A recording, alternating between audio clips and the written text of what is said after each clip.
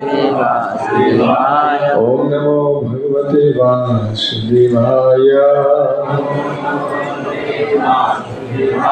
ओम नमो भगवते वासुदेवाय।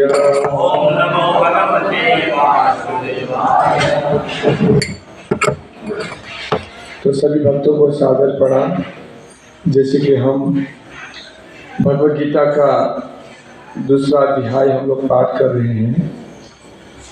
हमने दूसरे अध्याय के जो पहला शिक्षा भगवान के द्वारा हमें प्राप्त हुआ आत्मज्ञान के ऊपर,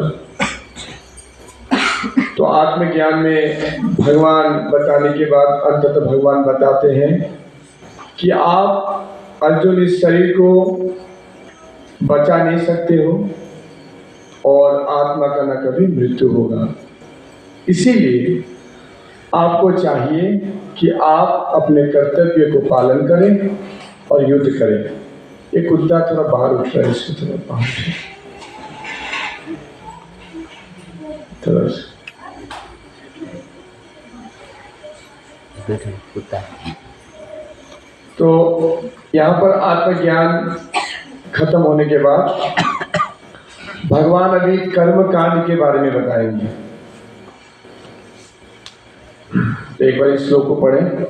दूसरा अध्याय का शीर्षक गीता का सार और श्लोक क्रमांक 31। सो मेरे पीछे बोलने का प्रयत्न करें। स्वधर्मम अपि चावेक्ष्य नाविकम्पितुमर्हसि धर्म्याधियुद्धः श्रेयः अन्यात् क्षत्रियस्य न विद्यते। स्वधर्मम अपि चावेक्ष्य नाविकम्पितुमर्हसि धर्म्याधियुद्धः श्रेयः अन्यत् क्षत्रियस्य न विद्यते। स्वधर्ममपि चावेक्ष्य नाविकम्पितुमर्हसि धर्म्याधियुद्धः श्रेयः अन्यात् क्षत्रियस्य न विद्यते। अनुवाद तात्पर्य कृष्ण कृपा मूर्ति अभय चरणारविंद भक्ति वेदांत स्वामी श्री प्रभुपाद जी के द्वारा, जो अंतर्राष्ट्रीय कृष्ण भावनामृत संघ के संस्थापक आचार्य हैं अर्थात इस्कॉन के।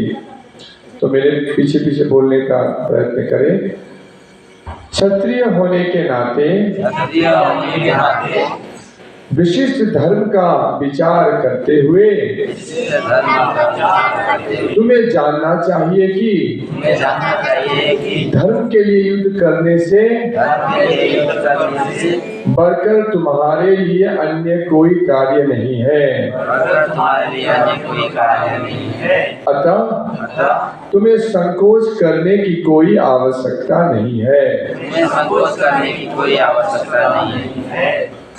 तात्पर्य सामाजिक व्यवस्था के 4 वर्णों में द्वितीय वर्ण उत्तम शासन के लिए है और क्षत्रिय कहलाता है। छत का अर्थ है चोट खाया हुआ, जो क्षति से रक्षा करे वो क्षत्रिय कहलाता है।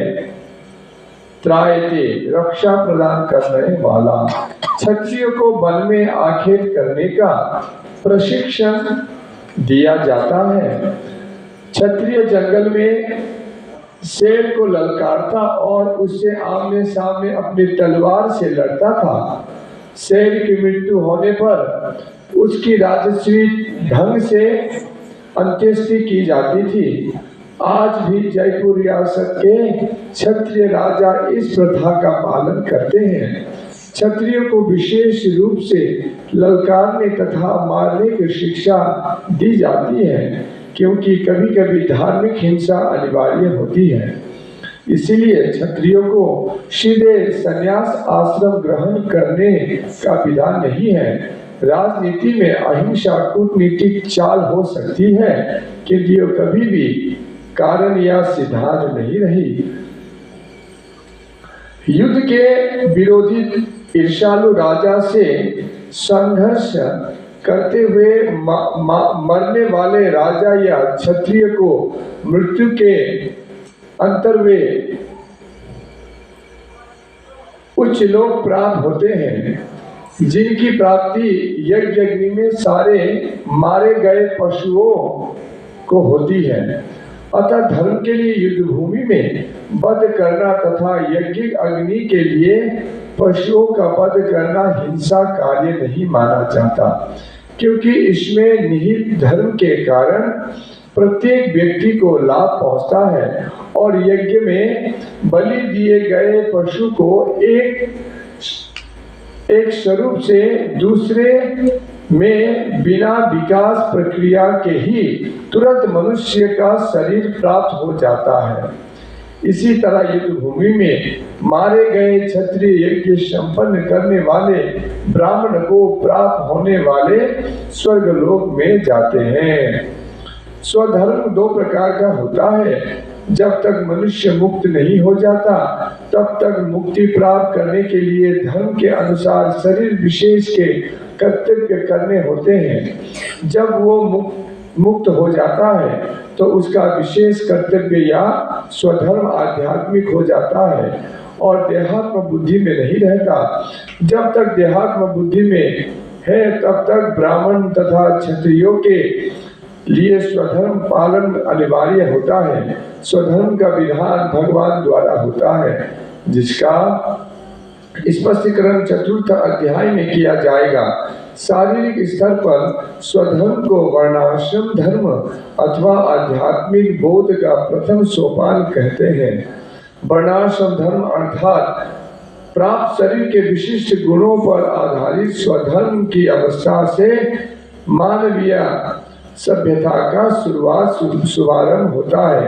वर्णाश्रम धर्म के अनुसार किसी कार्य क्षेत्र में स्वधर्म का निर्वाह करने से जीवन के उच्चतर पद को प्राप्त किया जा सकता है। ओम अज्ञानतिमिरन्धस्य ज्ञानाञ्जनशलाकया चक्षुरुन्मीलितं येन तस्मै श्रीगुरुवे नमः। श्री चैतन्य मनोभीष्टं स्थापितं येन भूतले स्वरूपकदा मह्यं ददाति स्वपदान्तिकं वन्देऽहं श्रीगुरौ श्रीयुतपदकमलं श्रीगुरुं वैष्णवांश्च श्रीरूपं सर्वजातं सहगण रघुनाथं विततं सजीवं सर्वैतं शापदूतं परिजनसहितं कृष्ण चैतन्य देवं श्रीराधा कृष्ण पादां सहगण ललिता श्रीविशाखं च। हरे कृष्णा कृष्ण कृष्ण हरे हरे, हरे राम राम राम हरे हरे। नमो विष्णुपादाय कृष्ण पृष्ठाय भूतले श्रीमती भक्ति विकास स्वामी की नाम। ये जो आत्मज्ञान है ये सांख्य योग का भाग है। सांख्य योग मतलब भक्ति का एक भाग, जहाँ पर आत्मा और शरीर का भेद बतलाया जाता है, सांख्य। और अभी भगवान कर्म कांड के बारे में बताएंगे, जो आत्मज्ञान से थोड़ा निम्न स्तर का है ना। तो कर्म कांड मतलब, कर्म कांड का अर्थ होता है कि आप अपने नियत कर्म को पालन कीजिए,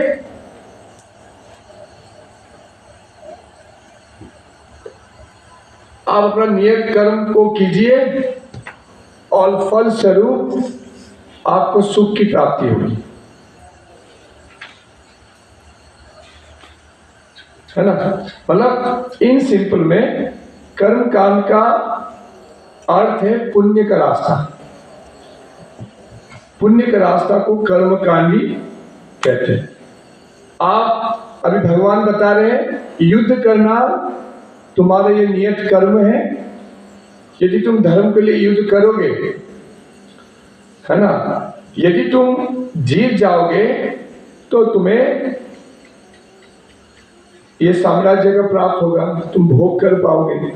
और यदि तुम मृत्यु को प्राप्त कर लिए युद्ध के दौरान तो तुम्हें स्वर्ग लोक की प्राप्ति होगी। पुण्य कर्म करने से स्वर्ग लोक की प्राप्ति होती है। तो कहने का अर्थ क्या है, मतलब यदि जीतोगे तभी भोग कर पाओगे, और मर भी जाओगे तभी भोग कर पाओगे स्वर्ग लोक में। मतलब चीत भी तुम्हारा पट भी तुम्हारा, है ना। तो अभी हम इसे इस श्लोक में भगवान एक शब्द का उद्धृत कर रहे हैं, स्वधर्म अपि चावेक्षा।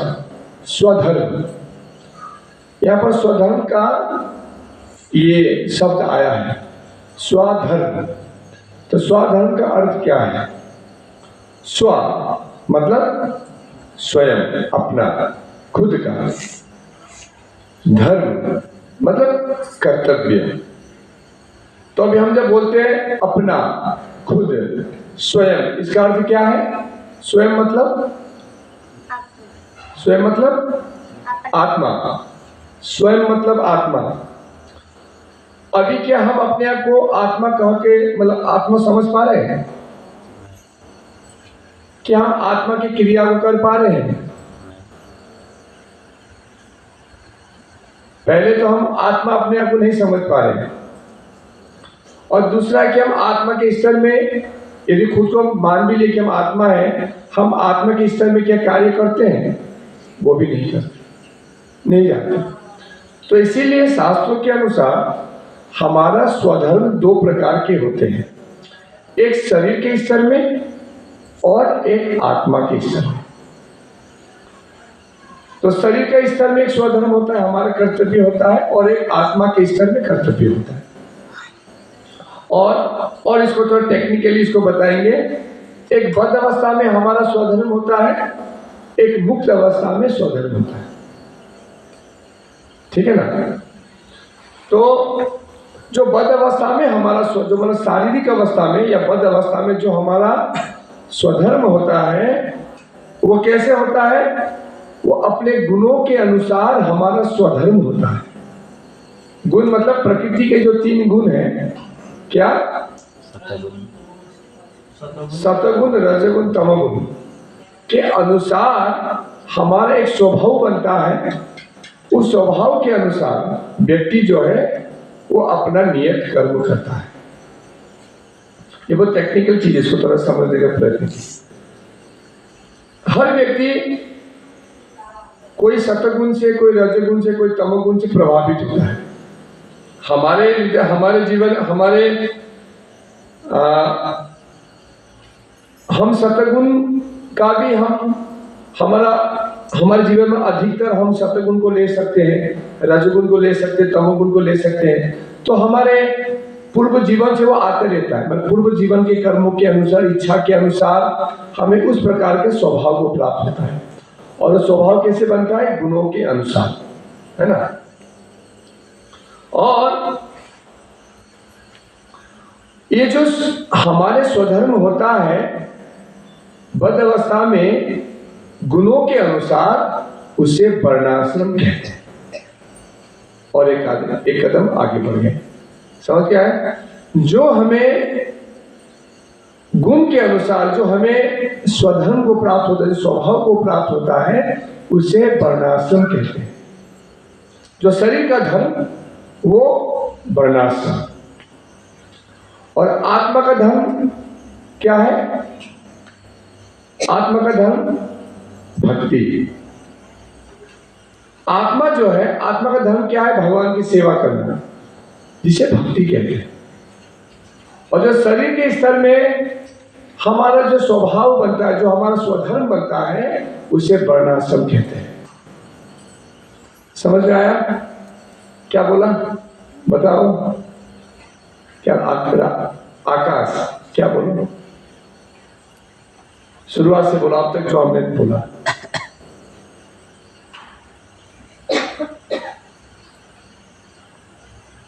जो शरीर के हिसाब से होता है उसे वर्णाश्रम कहते हैं। क्या होता है? शरीर से मतलब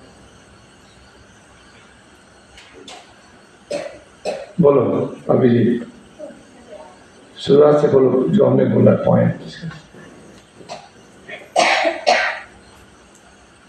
आपके पिता को पूछो, पिता बोल रहे।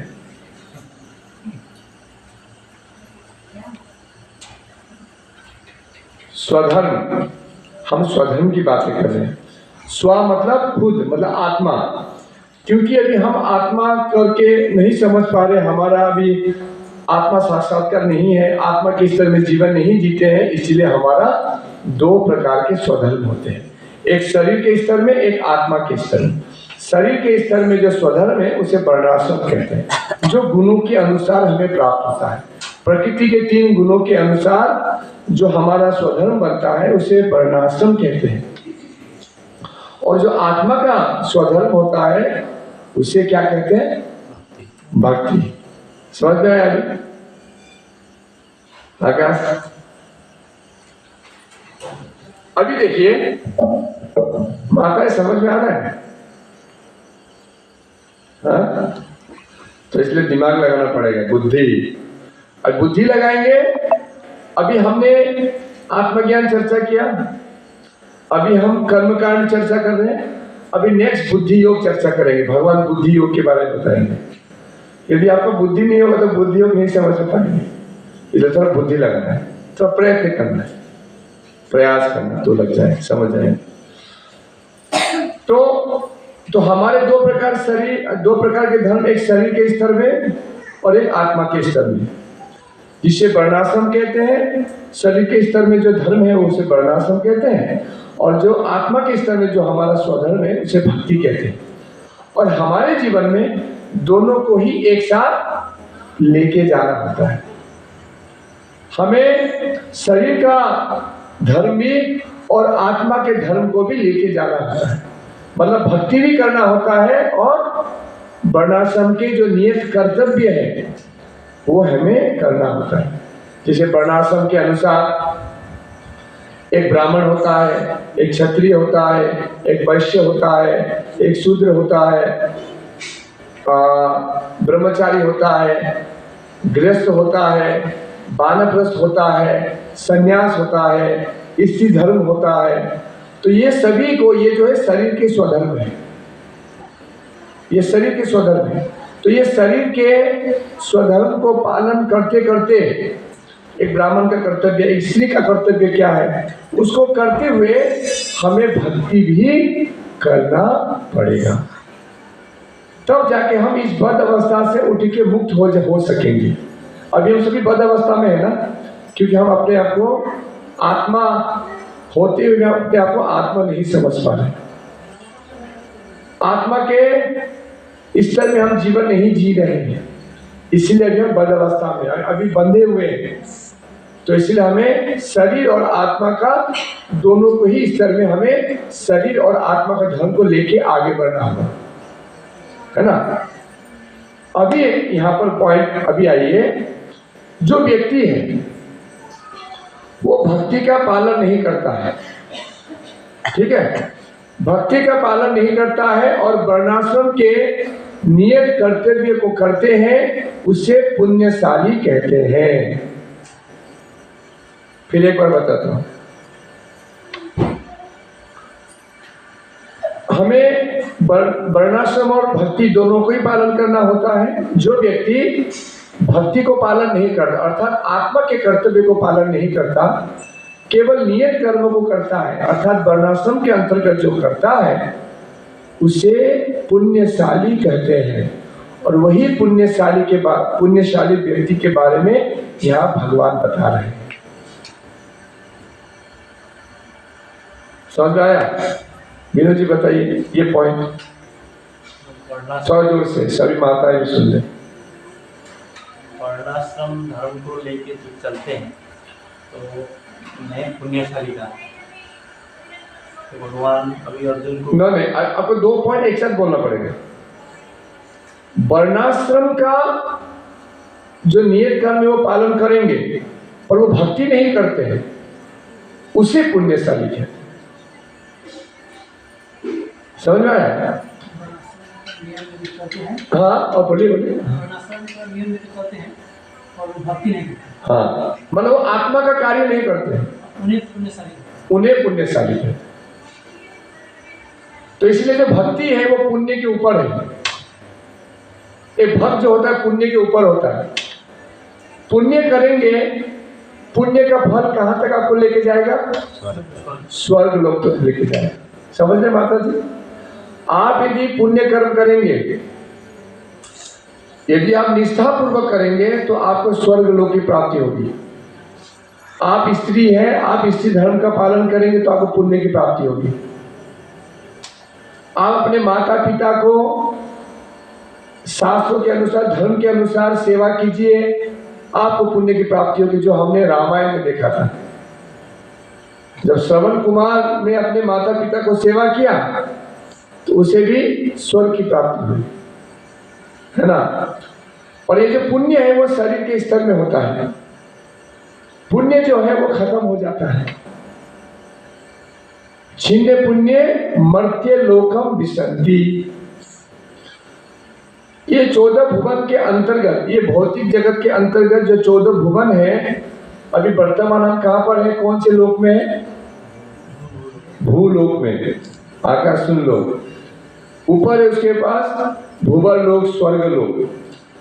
तो यहाँ पर जितना आनंद है, जहाँ पर सुख है, उससे 1000 गुना सुख जो है स्वर्ग लोक में है। और यहाँ का जो दुख है वहां पर वो दुख नहीं है, केवल सुख ही सुख है। और वहां का, क्योंकि ये संसार के अंतर्गत है, ये पुण्य, ये स्वर्ग लोक भी ये संसार के अंतर्गत है, इसीलिए ये क्या होता है कि पुण्य प्राप्त करने पर भी आप स्वर्ग लोक चले जाएंगे। और एक समय में जब आपका पुण्य खत्म होगा, छिन्ने पुण्य मर्त्य लोकम विशति, फिर आपको यही संसार में आना पड़ेगा। ये पुण्य करने का ये मतलब डिफेक्ट है, समझ में आ रहा है।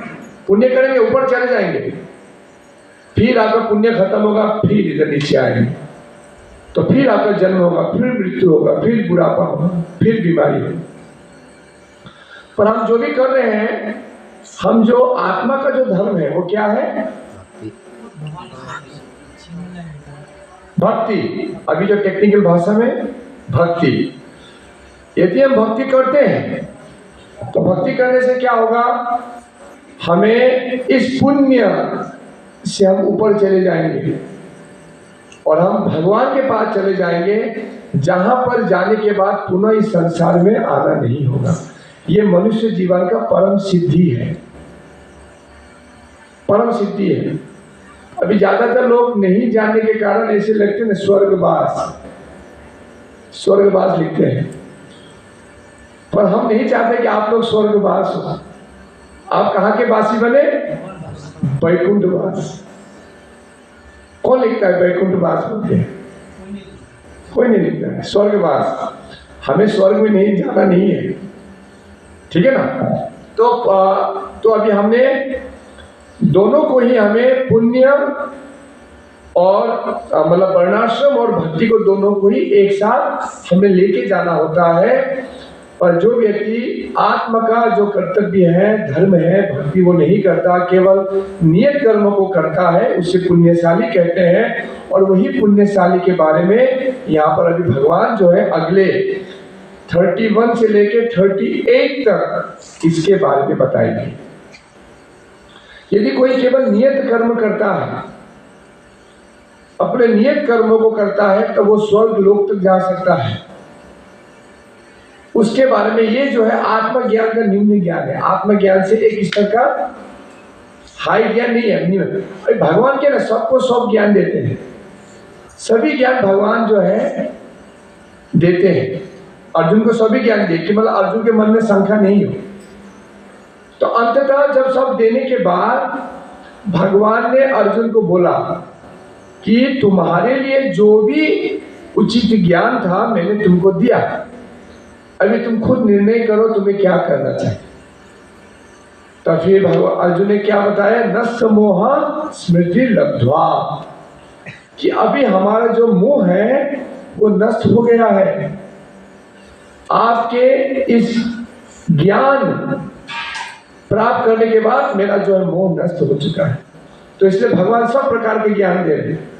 तो मन में प्रश्न आएगा ना, भगवान फिर अर्जुन को क्यों निर्णय ज्ञान दे रहे?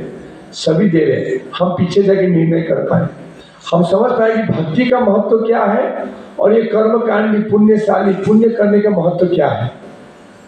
तभी तो विचार कर पाएंगे ना और दूसरों को बोल पाएंगे,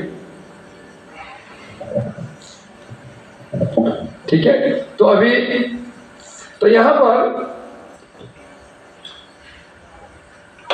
पर यदि अर्जुन को बता रहे तुम नियत कर्म करो, अभी मतलब भक्ति का बात नहीं यहाँ पर, ठीक है ना।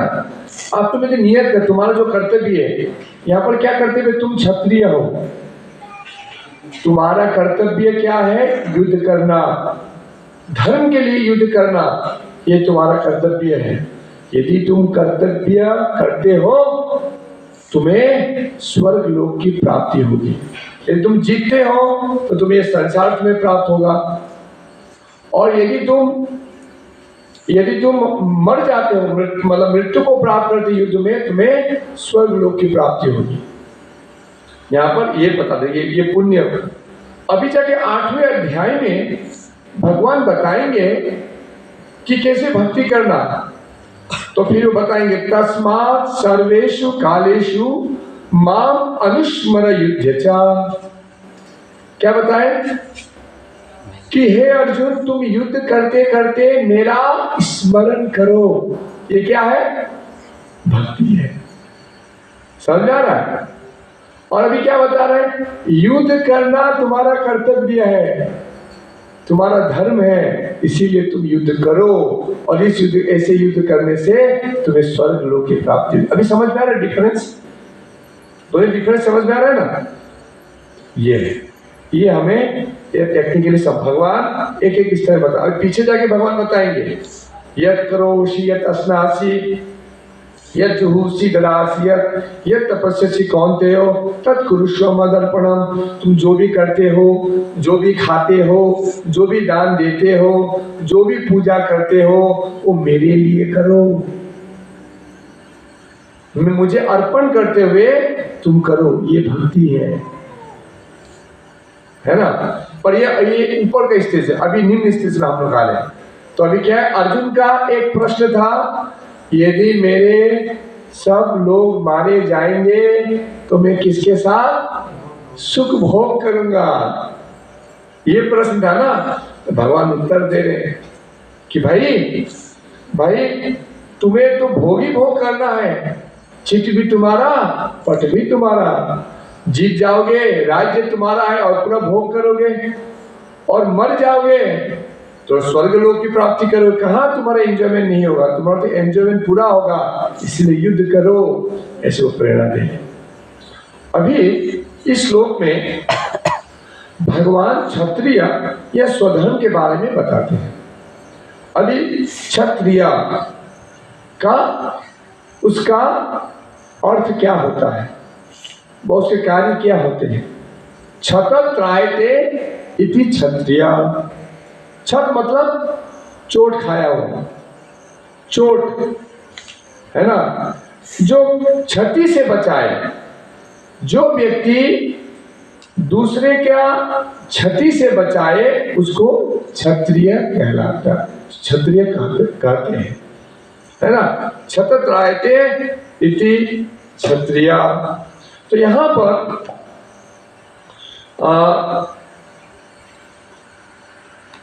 भगवान अपने मतलब अर्जुन को बता रहे हैं कि क्षत्रिय का अर्थ होता है कि जो चोट जिसको मिलता है, प्रजा का जो क्षति होता है, उस क्षति से जो उद्धार करे वो मानो अच्छा क्षत्रिय है। अभी यहाँ पर प्रश्न आता है, तो राजा का कर्तव्य हमने समझा कि क्षति से बचाए, है ना, सभी प्रजा का क्षति से बचाए।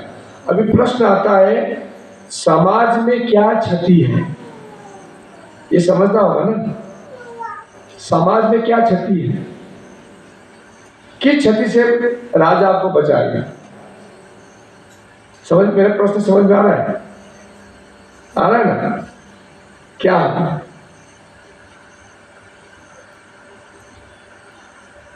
राजा क्या क्षति से प्रजा को बचाएगा, किस क्षति से बचाएगा।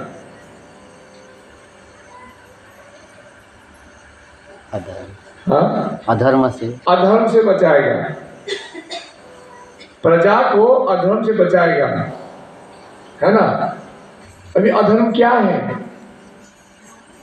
बोलिए क्या अधर्म है। भगवान को नहीं मानना, सिंपल में प्रभुपाद कहते अधर्म मतलब 4 जो नियम तोड़ते हैं वो अधर्म है ना। अधर्म क्या है? 4 जो पाप कार्य जो चलता है समाज में वो अधर्म है। क्या है वो 4 पाप कार्य? खेमे बताइए। पहला जीव हत्या, दूसरा हाँ जुआ खेलना, ठीक है बताइए। और सारू भाई, सारू दादू, रमेश जी, बेविचार। सानिया बताइए और चौथा क्या है? 3 बता दिया। 4 अधर्म इस समाज में होता है। एक है जीव हत्या करना, ये अपने आप में बड़ा अधर्म है। दूसरा जब जुए सट्टेबाजी होता है ना, जुआ, ये अधर्म है। तीसरा जो अवैध स्त्री पुरुष संग, बेविचार, ये तीसरा अधर्म है। चौथा माता बताइए। हाँ, नशा पान करना। नशा, नशा में क्या क्या आता है? मदिरा, गुटखा, तंबाकू, शिखर, चाय, कॉफी, सब। ये जो है 4 अधर्म है। ठीक है ना? पॉइंट अच्छा, धीरे धीरे जा रहे हैं ना, धीरे धीरे वो करेंगे। तो अब ये 4 जो अधर्म है, अभी राजा का पहला कर्तव्य है कि जो व्यक्ति करता है नशापान व ये 4 अधर्म को, उसको ऐसा पॉलिसी बनाना कि ये अधर्म नहीं करे। समाज में कोई भी व्यक्ति ऐसे अधर्म नहीं करे, ऐसे योजना बनाए, और जो करता है उसको दंड दिया जाए। ये है क्षत्रिय का पहला कर्तव्य, मुख्य कर्तव्य। क्योंकि क्षत्रिय को नरपति भी बोलते हैं। नरपति मतलब सभी प्रजाओं के वो पति है, स्वामी है, क्योंकि वो भगवान के प्रतिनिधि है और भगवान का कार्य है धर्म का स्थापन करना, है ना। तो इसीलिए राजा का भी कर्तव्य है कि वो धर्म की स्थापना करे, है ना। धर्म की स्थापना कब होगा? जब अधर्म वहां से निकल जाएगा। जहां पर अधर्म नहीं है वहां पर धर्म का बोलबाला है, तो धर्म आगे बढ़ेगा। तो राजा का कर्तव्य है कि वो धर्म की स्थापना करे।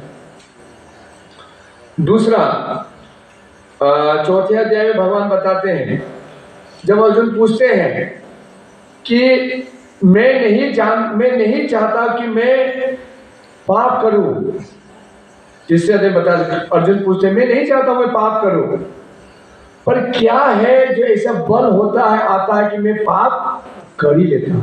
सुना है नहीं? पाप करता हूं, मुझसे पाप हो ही जाता है। तो अर्जुन कृष्ण क्या बताए उत्तर में? काम ऐसा, क्रोध ऐसा, रजगुण समुद्भव। रजगुण से उत्पन्न हुआ जो काम है वो हमारा बड़ा शत्रु है, जो काम के कारण, काम इच्छा के कारण हम पाप कार्य करते हैं। तो राजा का ये कर्तव्य है कि समाज में काम इच्छा जो है वो नहीं बढ़े, कम से कम हो। ये बड़ा कर्तव्य है राजा का। आज अभी क्या है ना, अभी सबसे बड़ा प्रॉब्लम क्या है? मोबाइल बड़ा प्रॉब्लम है। मैं अभी कथा सुनता हूँ सीखने के लिए, तो आज वो यहाँ पर ये दूसरा पॉइंट है कि मतलब क्षत्रियों को राजा का कर्तव्य कि जो प्रजा का जो काम इच्छा है उसको दबा के रखे, उसको कमाए, काम इच्छा को भड़के नहीं, मतलब भड़काए नहीं। जैसे अभी वर्तमान सरकार जो इसमें उसका कोई समझ नहीं है, मतलब वर्तमान समय में कोई समझ नहीं है लोग का, नेताओं का। देखिए अभी क्या उसका पूरा विपरीत चलता है। ये बॉलीवुड जो है वो काम का सेंटर है। आज लड़के बच्चे लोग, अभी हाल ही में गूगल का, अभी देखिए बहुत रेयर केस हो रहे हैं। तो गूगल ने सर्वे किया भारतवर्ष में और बहुत सारी दुनिया भर में, क्यों रेप केस बढ़ रहे हैं। तो गूगल सर्वे किया 16 साल 14-15 साल से लेके 28 साल के ये बच्चे के ऊपर उन्होंने सर्वे किया, तो क्यों ऐसे रेप केस हो रहे हैं। तो उन्होंने पाया कि ये वर्ग के जो लोग हैं, व्यक्ति हैं, 40 साल हो गए इसे, वो अवधि भूल गया, तो बोले कि ये लोग ज्यादा जो है मोबाइल में अश्लील वीडियो देखते हैं, जिसके द्वारा उनका काम इच्छा जो है प्रेरित होता है और जिसके कारण ये ऐसे गंदा कार्य करते हैं। समझ में आया ये। और आज मैं वही पढ़ रहा था, तो मैं लेक्चर सुन रहा था, बीच बीच में लेक्चर सुन रहा था, कुछ दूसरा सेवा करने से कर रहा। तो आज एक मतलब नेशनल न्यूज में बहुत आ रहा है, एक सासू माँ अपने दामाद के साथ उसका भाग गई, शादी नहीं हुआ। सच्ची। अब ये कलयुग में, और इससे क्या सुनने के लिए आपको रहा क्या सुन। देखिए वो बिहार से थी, वो पूरा नेशनल न्यूज को पूरा इसको कवर कर रहा है, बार बार वही आ रहा है, बार बार आ रहा है। ये क्या है? काम इच्छा है, काम इच्छा है। तो इसीलिए देखिए हमारे वैदिक संस्कृति में हमेशा पुरुष और स्त्रियों को हमेशा दूर दूर रखते थे, मतलब हमेशा भेदभाव है। जो माता है अपने शरीर को पूरा ढके, हमेशा भी जब देखिए मैंने भी मतलब जब हम जब बड़े हुए, हम जब स्कूल में पढ़े, मैं डिब्रूगढ़ शहर में मैं पढ़ा बड़ा, मैं वहाँ पर मैंने पढ़ाई किया, और मैं कोई स्कूल में पढ़ा, मतलब लड़की के साथ ही हम लोग लड़का लड़की एक साथ पढ़ते थे, है ना। तो हमको लगता था ये कैसे लोग हैं, औरत लोग हैं, पूरा चेहरा को ढक के यहाँ पर रखते हैं, कितना बैकवर्ड लोग हैं, ऐसे में विचार हम लोग रखते थे, है ना। तो हमको लगता है कि छोटे छोटे कपड़ा पहने ये मॉडर्न है, ये वास्तविक सभ्य व्यक्ति है, जो पूरा कपड़े पूरा शरीर को ढके, पूरा सिर को ढक के अपने चेहरा ही दिखाए नहीं, ये तो पूरा बैकवर्ड लड़की, ऐसे हम लोग सोचते जब स्कूल में पढ़ते थे। और जब हमने इस शास्त्र को जब हमने पढ़ा, जब हम अभी सीख रहे हैं गुरुजनों से, तो हमें लगा कि कितना साइंटिफिक है, कितना वैज्ञानिक है, कितना वैज्ञानिक है।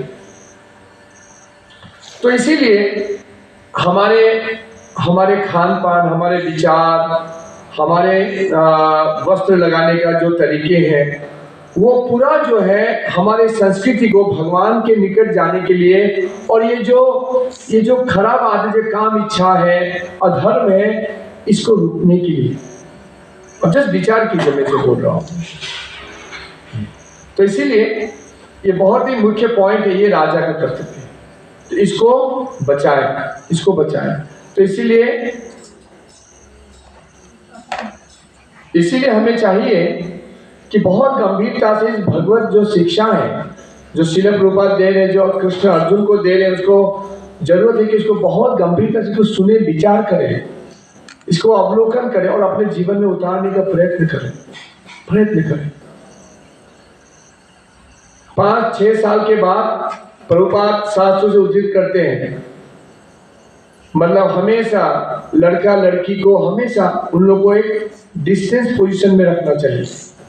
ऐसा नहीं कि उसको ओपन खुलेआम छोड़ दे, मिक्सिंग कर दे, इससे उन लोग का चरित्र का हनन होता है और उनसे जो है आने वाले समय में वर्ण संकर का उत्पन्न होगा। वर्ण संकर हमने सुना था ना पहला अध्याय में, मतलब नाजायज संतानें जो चल के आगे जाके अधर्म फैलाएंगे, धर्म का पालन नहीं करेंगे, पितृ के लिए कुछ तर्पण नहीं करेंगे, कोई श्राद्ध नहीं करेंगे, वो ऐसे संतान का जन्म होगा। तो इसीलिए हमें समझना होगा, इसलिए हमें अपने संस्कृति को, इस भगवत गीता की शिक्षा को समझना होगा। तो प्रभुपाद बहुत सुंदर तात्पर्य यहाँ पर दे रहे। तो यहाँ पर अच्छा, मेरा तो अभी आग भी चुका है।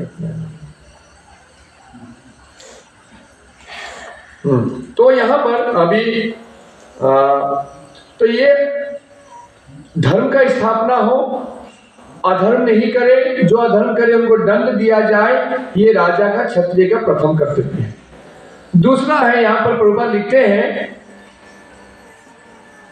कोई चल रहा है क्या? मोटर चल रहा है? किसका मोटर? माथी का? अच्छा। तो अभी तात्पर्य में लिखते हैं कि जो आगे के क्षत्रिय होते हैं उनका वीरता के बारे में बताया। क्षत्रिय मतलब सबको सुरक्षा देना, सुरक्षा देने के लिए थोड़ा बल चाहिए ना, साहस चाहिए। तो इसलिए उनको आखेट में जाने के लिए दिया, आखेट मतलब शिकार करने के लिए उनको प्रावधान है। पर हम लोग यहाँ पर लोग सोचते हैं कि क्षत्रिय मतलब मांस जो नहीं खाए वो क्या क्षत्रिय है ना? बोले मांस जो खाता है वो क्षत्रिय है।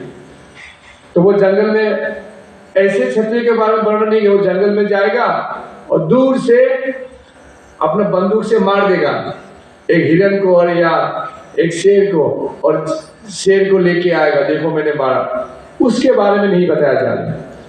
जो रियल क्षत्रिय है उसको बताते हैं कि जो है वो जंगल में जाते हैं, जंगल में जाके शेर को ललकारते हैं, शेर से आमने सामने वो पूरा लड़ाई करते हैं और उसको मार गिराते हैं और उसका लेके आके उनका अंत्येष्टि क्रिया करते हैं, है ना? और उसको सिंहासन में वो लगा के उसके ऊपर बैठते हैं। वो क्यों? क्योंकि जो राजा आगे चल के समाज को सुरक्षा देगा, है ना, तो उसको शुरुआत से ही शेर के साथ लड़ने का प्रशिक्षण उसको प्राप्त, तभी नहीं डरेगा। तो अभी का राजा क्या है? वो एसी रूम में बैठ रहा है, फोन लगाता है, तो इसलिए कोई दम नहीं है ना? वो किसी का भी वो उस तरह से वो राजा नहीं। राजा मतलब ये, प्रभुपाद मतलब ये। अभी प्रभुपाद लिखते हैं कि अभी भी जयपुर रियासत में अभी भी ऐसे राजा हैं। और एक छोटा ये भरत महाराज जो है उनका एक फोटो आता है जहाँ पर वो शेर के दांत गिने रहे होते हैं, ऐसे शेर के दांत। तो ये क्षत्रिय, ये बलशाली जो आगे चल के ना। अभी तो हमारे नेतागण जो एक्चुअली अभी तो राजा नहीं है, तो अभी हमारे नेता ही राजा है, तो हमारे नेता भी बलशाली होना चाहिए इस तरह से, है ना? धर्म को देखना चाहिए, अधर्म को अधर्म करने वाले को दंड देना चाहिए, धर्म का उत्साह, धर्म करने के लिए उत्साह प्रदान करना चाहिए। ये राजा के कर्तव्य है। क्योंकि राजाएं जो है ये धर्म का पालन नहीं करते हैं। राजा जो है इंद्रिय भोग का प्रचार करते हैं कि इंद्रिय भोग होना चाहिए, इंद्रिय भोग होना चाहिए।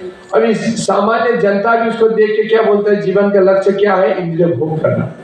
इसलिए बच्चे यदि मंदिरों में जाके भगवत कथा सुनेंगे तो बच्चा माता पिता सोचे तो बिगड़ जाएगा, कि कहाँ मंदिर जाते तो बिगड़ जाएगा। उसको जाओ पढ़ाओ लिखाओ, कहाँ है इस मंदिर जाओगे? जाओ, तुमको आगे चल के महान भोगी बनना है, इंद्रिय तृप्ति करने में तुमको अव्वल नंबर बनना है। ऐसा वर्तमान स्थिति है। तो अभी तो यहाँ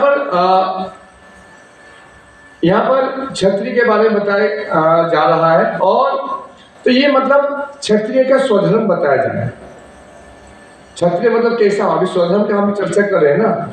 ये क्षत्रिय का स्वधर्म है, ये राजा का स्वधर्म है। तो सभी का स्वधर्म है। जैसे ब्रह्मचारी का, कौन ब्रह्मचारी बन सकता है? तो यहाँ पर भगवान बताते हैं तपसा ब्रह्मचारी न समे न च दमे न च। ब्रह्मचारी का स्वभाव क्या है? उसका स्वधर्म क्या है? वो तपस्वी है, तपस्वी है। उसका मन के ऊपर नियंत्रण है, उसके इंद्रियों के ऊपर नियंत्रण है, वो स्व अध्याय करता है। ऐसा जो व्यक्ति करता है वो ब्रह्मचारी बनने लायक होता है। वो आगे जाके या बहुत समय तक वो ब्रह्मचारी का व्रत पालन कर सकता है। उसी प्रकार गृहस्थों का भी स्वभाव बताया गया है। गृहस्थों का स्वधर्म क्या होना चाहिए? तो यहाँ पर हमने कई बार विश्व पितामह के शिक्षाओं से भी हमने प्राप्त किया। युधिष्ठिर महाराज को उन्होंने सिखाया। हमने दशरथ महाराज के से भी शिक्षाओं से हमने सुना, प्रभु जी बता रहे थे। तो यहाँ पर भी अभी प्रभुपाद लिख रहे हैं कि गृहस्थों का कर्तव्य क्या है, स्वधर्म क्या है? दान करना। दान करना। क्यों दान करना? क्योंकि हमारा जो गृहस्थ है, हमारा भी ज्यादा से ज्यादा समय क्या होता है कि धन कमाने में जाता है। जहां पर हम धन कमाएंगे तो हमारा मन धन में जाएगा, पर हमारा जो है सबई मना कृष्ण पदार बिंदयो, ये भगवत की शिक्षा है। भागवत की शिक्षा है कि हमारा मन कृष्ण के चरण कमल में होना चाहिए, पर अभी हमारा मन कहां पर है? धन में। केवल धन धन धन धन धन, केवल धन कमाना, धन कमाना। तो इसीलिए हमारा मन धन से, कि हमारा मन अभी धन में है, तो यदि वो धन को भगवान की सेवा में लगाएंगे तो हमारा मन जो है धन से फिर भगवान के शरण में आ जाए। ये विधि है। और जैसे 4 जो आश्रम है, क्या क्या आश्रम है? ब्रह्मचारी, गृहस्थ, वानप्रस्थ, सन्यास। इसमें आप देखिए, ब्रह्मचारी कौन है? विद्यार्थी है। गृहस्थ हम लोग हो गए, और वानप्रस्थ जो रिटायर्ड हो गए, और सन्यास वाला पूरी तरह से भगवान के समर्पित। ये जो 3 व्यक्ति है, गृहस्थ को छोड़ के, ये लोग धन कमाने के लिए कार्य नहीं करते।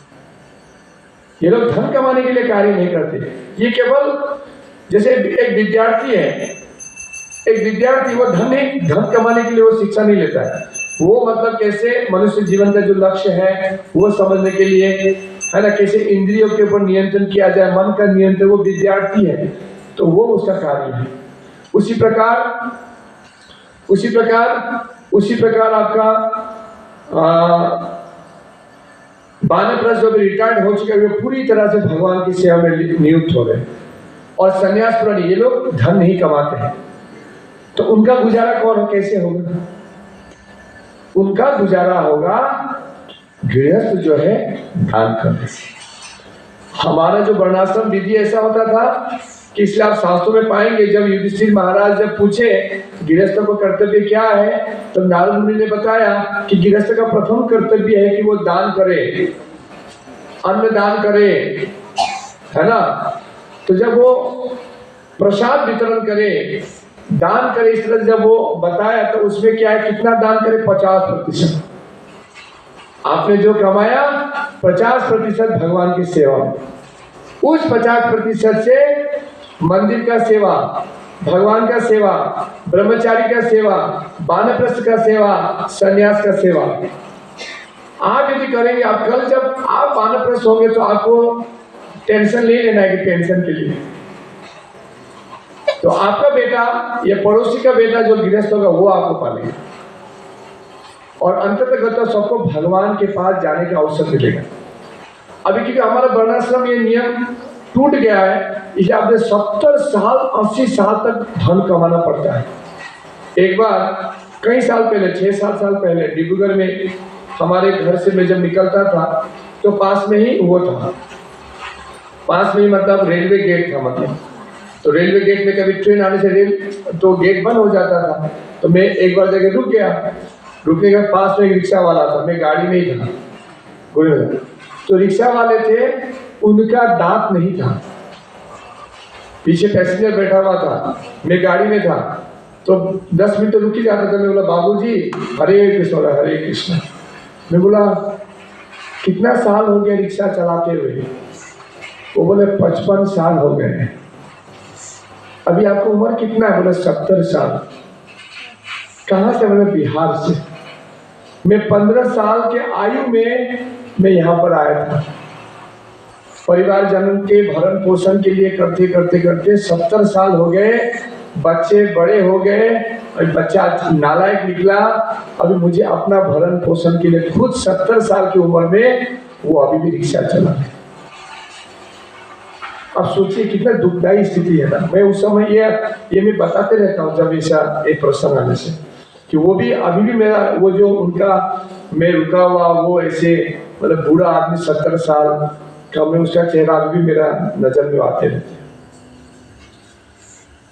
ऐसा नहीं है हमारा संस्कृति। हमारा संस्कृति है कि हमारा संस्कृति है तो वो सभी को भरण पोषण करेगा, ब्रह्मचारी का, मतलब वानप्रस्थ का, सन्यास का, भगवान का सेवा करेगा। और ऐसे गृहस्थ जाके आगे जाके उसका भी उसी प्रकार सेवा मिलेगा। और ऐसा गृहस्थ वो आगे जाके वैकुंठ वास उसका होगा। जो कृपण है, पैसा खर्चा नहीं करता भगवान के लिए, मंदिर के सेवा के लिए, केवल अपने लिए रखता है, वो कुछ नहीं कर पाएगा। ये केवल वो जाके डॉक्टर को देगा, हॉस्पिटल को देगा, कोई नहीं आएगा उसके सामने। और आज वर्तमान स्थिति ऐसा है, आप देखिए ऐसे। और प्रभुपाद बोलते थे, हमारे प्रभुपाद बोलते थे, अभी देखिए कितने सारे मंदिर है, 1000 मंदिर है ना। 1000 परिवार रहते हैं मायापुर में, करीब 1000 से भी अधिक वृंदावन में रहते हैं। कितने लोग बूढ़े हैं, कोई प्रॉब्लम नहीं, भगवान का नाम जपते हैं, मंदिर में प्रसाद फ्री है। बीमार हो गए तो हॉस्पिटल है, हॉस्पिटल में फ्री ट्रीटमेंट होता है। आप खाली भगवान का भजन करो और मरते दम तक कृष्ण का नाम लो, और कृष्ण का नाम लेते लेते मरो। वृंदावन, ये वृंदावन छोड़ के गोलोक वृंदावन चले जाओगे। ये जीवन की परम सिद्धि। कौन सिखाता है ये? कौन बताता है? क्या बोले? पैसा कमाओ, पैसा कमाओ, पैसा कमाओ, दिन रात केवल पैसा पैसा पैसा पैसा पैसा। तो फिर क्या होगा नेक्स्ट जीवन में? पैसा भी कीड़े लगते, पता है? तो वही आप कीड़े बन जाओगे, तो पैसा को खाते रहोगे नेक्स्ट जीवन। तो इसलिए सावधान। तो इसलिए गृहस्थ को चाहिए दान करो, दान करो। उसे प्रभु उस दिन बताया ना, इसलिए भक्तों को चाहिए महोत्सव करे। जैसे अभी हमारा भी आने वाला महीने में नरसिंह चतुर्दशी है ना, जून महीने में रथ यात्रा है, अगस्त में जन्माष्टमी है। तो इसमें बहुत पैसा एकत्रित करे, बहुत पैसा संचय करे भगवान के लिए अलग, और ऐसे उत्सव में पूरा खर्च करें। तो ज्यादा से ज्यादा लोग आएंगे, ज्यादा से ज्यादा हम प्रसाद खिलाएंगे, और ज्यादा से ज्यादा लोग प्रसाद खा के वो लोग भक्त बनेंगे। कितना प्रसाद का महिमा आपने सुना है, कितना महिमा है। तो इसलिए हमें ऐसे जीवन जीना चाहिए, और ऐसे जीवन जिएंगे तो कोई मतलब उस दिन क्या हुआ, एक व्यक्ति का एक्सीडेंट हो गया, हमारे एक भक्त का एक्सीडेंट हो गया। हम जब लास्ट पुरी में थे ना, पुरी व्यास पूजा में, उसी सामने एक भक्त, आंध्र प्रदेश का भक्त ब्रह्मचारी का जो है एक्सीडेंट हो गया। पूरा ब्रेन में चोट आया, ब्रेन में पूरा भय, मतलब बहुत मेजर सर्जरी हुआ। तो हमारे जो प्रमुख है मैसेज दिया ग्रुप में कि ऐसे व्यक्ति का एक्सीडेंट हो गया। उनका फोटो मैंने उनको देखा था, हैदराबाद से थे वो, हैदराबाद मंदिर में जब गया उनसे मिला था मैं, वो मुझे प्रसाद भी दिए थे। तो ऐसे वो बोला कि ऐसे एक्सीडेंट हुआ, तो सभी भक्त जो है आप लोग अपने स्तर से आप थोड़ा कंट्रीब्यूट कीजिए, सेवा दीजिए, दान दीजिए, उनका ट्रीटमेंट हो पाए। इतना आप लोगों को तो मैंने सर बताया नहीं ये बारे में, आप लोगों ने हाँ। तो मैंने अपनी तरफ तुरंत मैंने पैसा दे दिया। इतना पैसा हुआ, फिर आए बोल हो गया पैसा हो गया, और पैसा मत दो, और पैसा मत दो। पैसा ज्यादा हो गया, उनको 10 लाख चाहिए थे, 14-15 लाख हो गया, तो इतना पैसा हो गया। तो ये मतलब भक्त इतना तत्पर है इतना देने के लिए। तो ये ऐसे परिवार है ना जो हम इतने साथ हम, आप देखिए भारत में इतने हम लोग मंदिर से इतने भक्त जुड़े हुए हैं, अपना भी अनुभव है ना।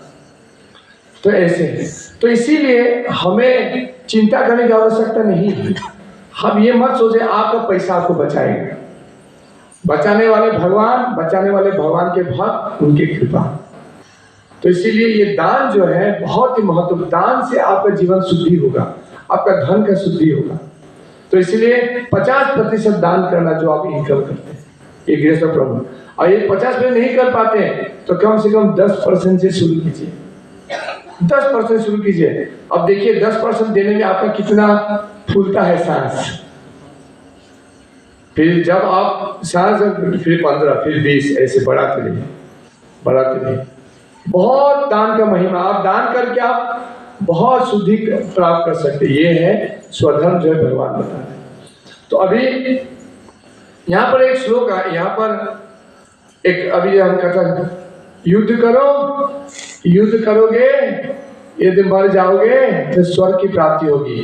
तो यहाँ पर कोई प्रश्न कर सकता है, भगवान क्या जिहाद के बारे में प्रचार कर रहे हैं क्या? जिहाद, जिहाद सुनते हैं ना, जिहाद मतलब क्या? अब क्या जानते हैं जिहाद का अर्थ? मुसलमान लोग जिहाद वो प्रमोट करते हैं, जिहाद अल्लाह के लिए मर, अल्लाह के लिए मर मिटना। वो लोग पूरा बॉम्ब जो है, एटम बॉम्ब ऐसे अपने शरीर में लगा के वो चले जाते हैं, वो चले जाते हैं और वहाँ किसी को मार देते हैं जो अल्लाह को नहीं मानता है, और सोचता कि ऐसे मरने से वो उसको स्वर्ग लोक की जन्नत प्राप्त होगी, पर ऐसे से प्राप्त नहीं हो। धर्म का पालन करने से ही वास्तविक वो जिहाद है। धर्म के लिए अल्लाह की सेवा करना, उससे उसको जन्नत मिलेगा, नकली जिहाद करने से नहीं मिलेगा। तो यहाँ पर अर्जुन को बताया जा रहा है, आप क्षत्रिय हैं, आपका नियत कर्म है युद्ध करना, तो आप नियत कर्म करके आप स्वर्ग लोक को जा सकते हैं। ये है असली जिहाद, है ना। तो यहाँ पर अभी हम क्विक जाएंगे।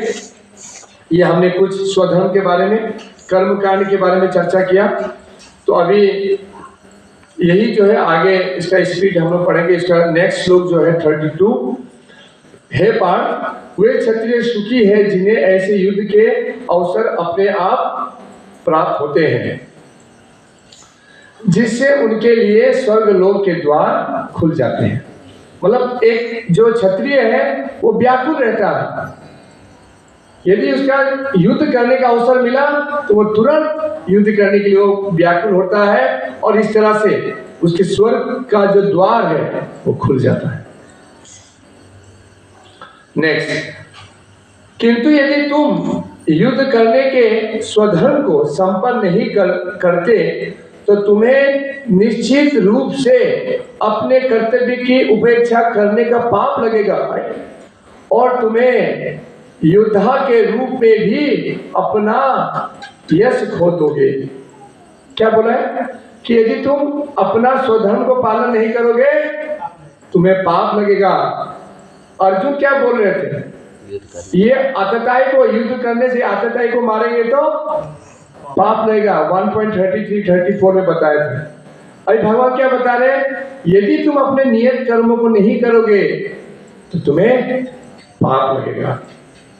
क्योंकि अर्जुन एक क्षत्रिय है, युद्ध करना उनका धर्म है। यदि वो धर्म का पालन नहीं करेंगे तो वो तुम्हें पाप लगेगा। तो आप खेती करते हैं, यदि आप खेती नहीं करोगे तो वो पाप लगेगा, है ना। आप स्त्री हो, आपका स्त्री धर्म यदि आपको पाप नहीं, आप यदि स्त्री धर्म पालन नहीं करते हो तो आपको पाप लगेगा। तो स्त्री धर्म क्या है वो फिर सीखना। तो इस तरह से यहाँ पर देखिए, स्वधर्म करने के लिए यहाँ पर क्या मिल रहा है? प्रेरणा मिल रहा है कि नहीं मिल रहा है? हमें अपने कर्तव्य करने के लिए क्या मिल रहा है? उत्साह मिल रहा है ना। तो इसीलिए बताया जा रहा है कि हमारा जो कर्तव्य है वो हमें अच्छी तरह से करने के लिए हमें इसका वो प्रेरणा भगवान दे रहे कि हमारा जो कर्तव्य है। तो इसीलिए अभी वर्तमान समाज में क्या है कि हमारा अधिकार क्या, मुझे ये मिलना चाहिए, उसके ऊपर नारा चलते हैं। पर यहाँ पर क्या हमारा कर्तव्य क्या? जब भरत महाराज, मेरा कर्तव्य है, सभी वशिष्ठ मुनि, राजगुरु से लेकर सभी मंत्रियों ने बताया कि आप राजा बने। अभी राजा का जरूरत हो, क्या बताया कि ये मेरा योग्यता नहीं है, मेरा कर्तव्य है कि मैं राम की सेवा करूं। मैं योग्य नहीं हूं राम, मतलब ये राज सिंहासन पालन करने के लिए। तो वे अपना वो कर्तव्य दिखाए, अपनी योग्यता दिखा रहे कि मैं योग्य नहीं हूं। मेरा कर्तव्य कि राम की सेवा करे, ना कि मैं राजा बन के शासन करूं। ये मेरा कर्तव्य नहीं, मेरा कर्तव्य ये है। तो इसीलिए हमारे जो नियत कर्तव्य है उस नियत कर्तव्य को हमें निष्ठा रूप से करना चाहिए, निष्ठा रूप से। कभी कभी हमारे मंदिर में भक्त लोग बताते हैं कि पत्नी बताती है कि मेरे पतिदेव भक्ति नहीं करते हैं, वो भक्ति करती है, उनका दीक्षा भी हो गया है ऐसे, तो मेरे पति भक्ति नहीं करते हैं, मांस खाते हैं, मुझे है ना, मुझे अच्छा नहीं लगता है। पर आप पत्नी है, आपका कर्तव्य है आप उनकी सेवा करें। ये आपकी पतिव्रता या आपका धर्म है, आपका पति का सेवा करना है। भले ही पति उस तरह से नहीं हो, आपका कर्तव्य, ये आपका कर्तव्य। यदि आप कर्तव्य करोगे तो आपकी पुण्य की प्राप्ति होगी। मैं इन जनरल यहाँ पर जो वर्णाश्रम के अंतर्गत बोल रहे, यदि आप अपने कर्तव्य को पालन करेंगे तो आपको शास्त्रों के अनुसार आपको कृपा प्राप्त होगी, है ना। तो इसीलिए हमें अपना कर्तव्य करना है। तो हमारे यदि पत्नी या हमारे पति भक्ति नहीं करना चाहते तो उनको हम प्रेरणा दें कि वो भक्ति करें। यदि वो भक्ति नहीं चाहते हैं तो ठीक है, अपना जो है पूरा करना है। और जो उनके प्रति जो हमारा कर्तव्य, जो पत्नी है, जैसे प्रभुपाद समझाते हैं, मतलब भक्त प्रभुपाद की जो बहन है, उनके जो पतिदेव वो भक्ति सिद्धांत महाराज के शिष्य हैं, पर पतिदेव को मांस बना के उनको देना पड़ता था। ठीक है, वो मांस बना के देती थी, पर वो अपना भक्ति वो पूरा वो गंभीरता से वो करते, शुद्ध हो गए। वो आपका है, आपका भक्ति का प्लेन खुद को उड़ाना है। आप दूसरों को बहुत सारे माता बोलते कि मेरे घर में ऐसे, ठीक है, आप सबकी सेवा कीजिए, ये आपका कर्तव्य है, पर भक्ति करना भी तो आपका कर्तव्य है ना, उसमें क्यों चूक होना, वो आप कीजिए। भगवान का नाम जपिए, शास्त्र को पढ़िए, भोग लगा के खाइए। उनके लिए बना तो बनाइए, फिर आप उनके लिए मांस बनाना बनाइए, और क्या बनाइए, वो चाहते, आपके पति चाहते मांस बनाइए, और उनको बनाने के बाद आप स्नान करके आप अच्छी तरह से भगवान को भोग लगा खाइए। तो भगवान देखेंगे ये कितने वो पतिव्रता है, कितना वो निष्ठ भक्त है। और ऐसे भक्त जो है आगे चल के वैकुंठ वास हो जाके शुद्ध भक्त भगवान की कृपा प्राप्त करेंगे। तो इसीलिए इसको गंभीरता से हमें स्वधर्म के बारे में ये सीखना है और हमारे पाप पुण्य के बारे में विचार करना है। तो यहाँ पर ऐसा है। नेक्स्ट, लोग सदैव तुम्हारे, तो अभी क्या, यदि तुम युद्ध नहीं करोगे तुम्हें पाप लगेगा और तुम्हारा क्या होगा, अपयश होगा। संसार में युद्धा के रूप में जो तुम्हारा प्रसिद्धि चलता था, अभी तुम्हारा क्या होगा, सब तुमको मतलब अपयश करेंगे। क्या कैसा अर्जुन है, वो भाग गया, युद्ध नहीं करके भाग गया, ऐसे बोले। तो लोग सदैव तुम्हारे अपयश का वर्णन करेंगे और सम्मानित व्यक्ति के लिए अपयश का मृत्यु से भी मतलब व्यक्ति के लिए अपयश तो मृत्यु से भी बढ़कर है ना। एक राजा के लिए, एक योद्धा के लिए मृत्यु से भी बढ़कर क्या है, अपयश। मरेंगे तो एक बार मरेंगे, खत्म शरीर।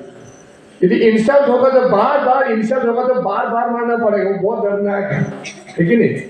यदि आपका इज्जत लूट गया, इज्जत डूब गया कोई खराब कर्म के कारण, तो आपको बार बार वो आपको जो आपको मन में सिग्नल आएगा उसे बार बार आपको दर्द होगा, है ना।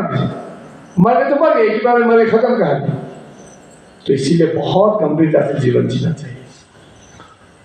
तो जिन जिन महान योद्धाओं ने तुम्हारे नाम तथा यश को सम्मान दिया है, वो सोचेंगे कि तुमने डर के मारे युद्ध भूमि छोड़ दी, और इस तरह वे तुम्हें तुच्छ मानेंगे। जो तुम्हें आगे में तुम्हें प्रसिद्ध कह के तुम्हें सम्मान देते थे, आज युद्ध करने से युद्ध नहीं, मतलब युद्ध वो जो चले गए, वो नहीं सोचेंगे कि हाय हाय अर्जुन के हृदय में करुणा, वैसे वो नहीं सोचेंगे। वो क्या सोचेंगे, वो डर के मारे वो कायर बन के भाग गए। तो यस, वो मतलब अच्छा नहीं है इसे। तो अभी तुम्हारे ये सेक्शन खत्म करेंगे बस। और दोस्तों, तुम्हारे शत्रु अनेक प्रकार के कटु शब्दों से तुम्हारा वर्णन करेंगे और तुम्हारी सामान्यता का उपहास करेंगे, सामर्थ्य का उपहास करेंगे।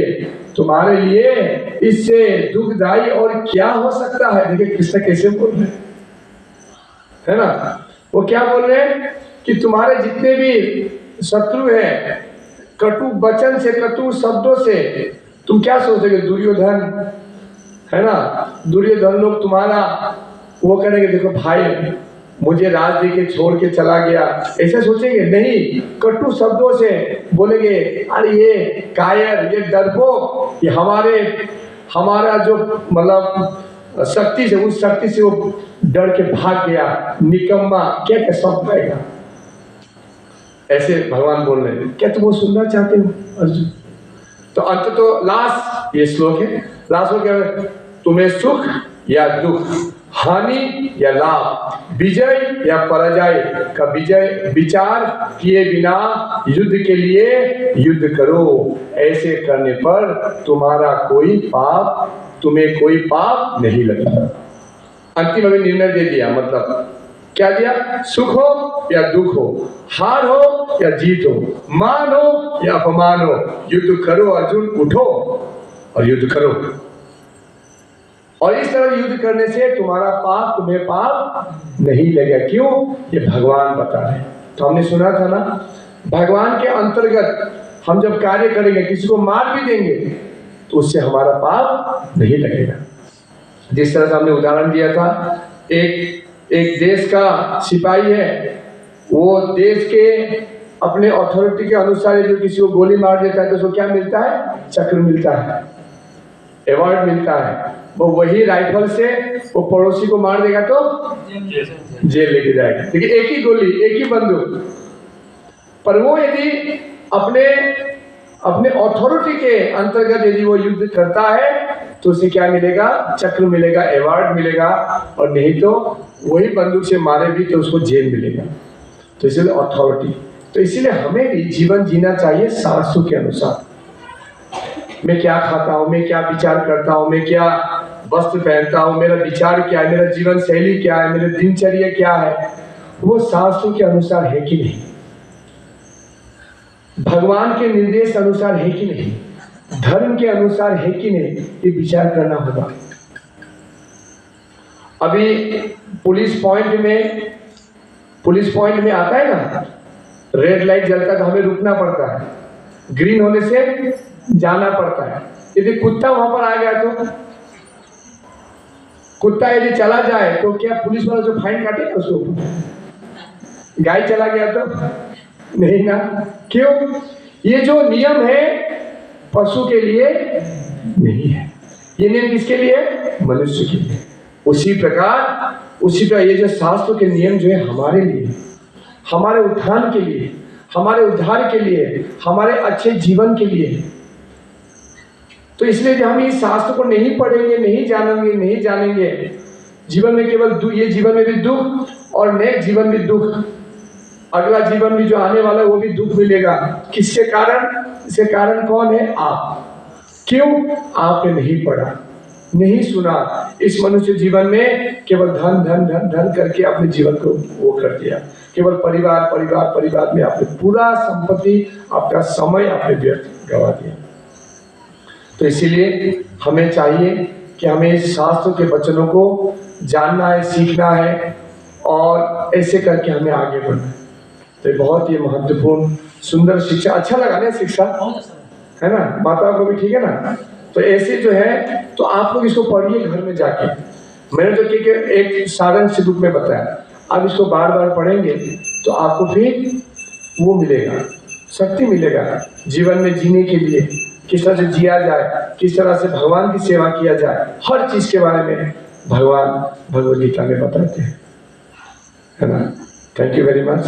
यदि किसी का कोई प्रश्न या टिप्पणी है पूछ सकते हैं, नहीं तो आप विराम करेंगे, 5 मिनट कीर्तन करेंगे और सभी के लिए महाप्रसाद वेटिंग कर रहा है। तो मेरा आप लोग देख रहे हैं कि मेरा गला का जो है थोड़ा वो नहीं है, स्थिति इतना अच्छा नहीं है, बहुत समय से गला है। तो मैं फिर परसों डिब्रूगढ़ जा रहा हूँ ट्रीटमेंट के लिए। तो इसीलिए मैं सभी को फ़ोन में अभी न्योता नहीं दे रहा हूँ। मुझे अभी सख्त मना किए हैं कि नहीं, अभी मुझे कम से कम 2 सप्ताह मौन व्रत धारण करने के लिए बोला।